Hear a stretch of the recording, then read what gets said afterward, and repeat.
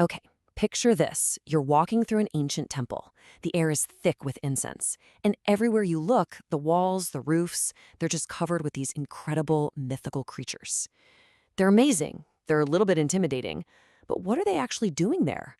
Have you ever just looked up at, say, a fierce dragon on a rooftop and thought, why that? What's its story? Well, you are in exactly the right place, because that's what we're about to decode. Yeah, these creatures aren't just pretty decorations.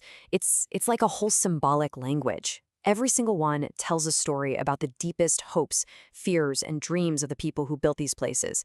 And today, we're going to learn how to read that language together. All right, so here's our game plan. First, we'll meet the celestial bodyguards, the ones that ward off bad luck. Then, we'll check out the creatures that are all about attracting wealth and prosperity. After that, we'll get into the symbols of success and power, before finally looking at the icons that represent wishes for a long and happy life. Let's get right into it. First things first, let's talk about the most basic human desire, right? Safety, protection from harm. These are the guardians, the celestial bodyguards on the front lines. And leading this whole security detail is, of course, the dragon. It's the absolute ultimate symbol of power, of good luck, of strength. But, it also has a super practical job. The dragon was seen as the controller of water and rain. So carving dragons all over these wooden temples was like a direct plea to protect the building from its greatest enemy, fire. Now, this is the really cool part. A dragon isn't just one thing. Look at it. It's got the horns of a deer, the mane of a lion, the claws of an eagle. This isn't just a random monster mashup. It's meant to show that the dragon combines the greatest strengths of all these other powerful animals, making it the supreme #1 guardian. But the dragon's the superstar, for sure.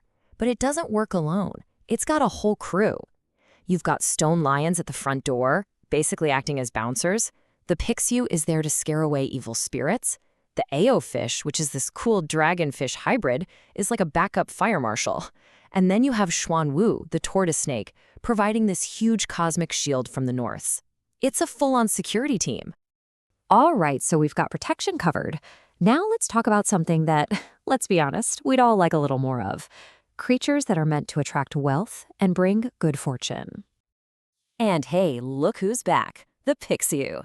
While it's great at scaring off bad vibes, its main gig is as a wealth magnet. The best way to think about it is like a celestial bank vault with a one-way door.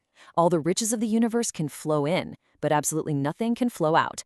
It's a huge deal in Feng Shui for exactly that reason. And the story behind this is just, it's wild.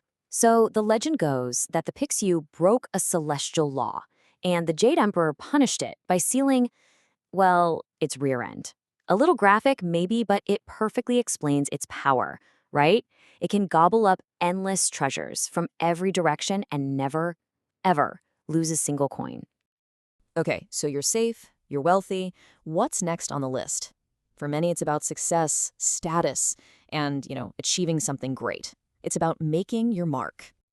Remember the Ao fish, our backup fire marshal? Well, turns out it had another, even more important job. See, back in Imperial China, the #1 scholar who aced the brutal imperial exams would get to stand on a stone carving of an Ao fish to receive his award. This actually led to the popular saying, monopolizing the Ao head, which just became shorthand for being the best of the best. And what's amazing is you can see a whole career path laid out in these symbols. You've got the Aso fish and the crab representing success in those critical exams. Now, why a crab? Because the word for its shell sounds exactly like the term for first rank. And then there's the deer, whose name is a homophone for official salary, the reward for all that hard work. It's so clever. So we've covered being safe, being rich, and being successful. But a good life is more than that, isn't it? This section is all about the bigger picture, the creatures that symbolize harmony, purity, and a long, healthy life. And you just can't talk about harmony without talking about the ultimate celestial power couple, the dragon and the phoenix.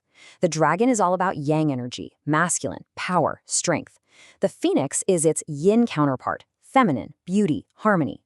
When you see them together, it's not just about a happy marriage, it's a symbol of perfect balance in the universe. This idea of balance gets even bigger. It goes cosmic. You have these 4 incredible guardians, each ruling a direction on the compass and a season of the year. You've got the green dragon of spring in the east, the vermilion bird of summer in the south, all the way to the black tortoise of winter in the north. It represents the natural rhythm of the universe, and a good life was one lived in tune with that rhythm.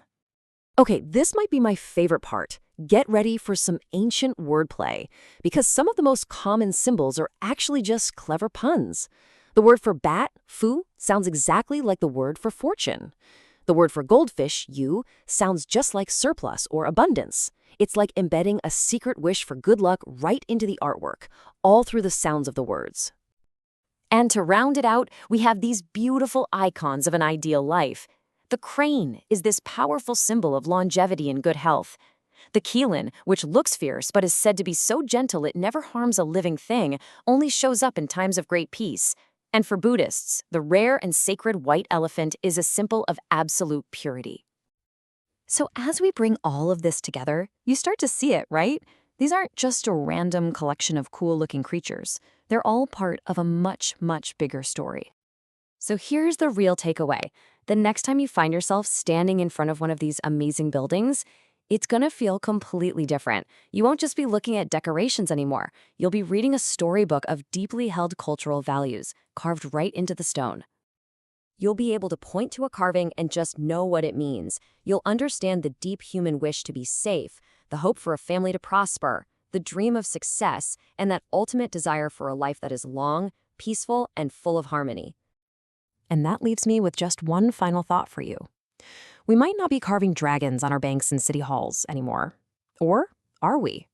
What are the symbols that we use in our world today to wish for those very same things? For luck, for protection, and for prosperity? Something to think about.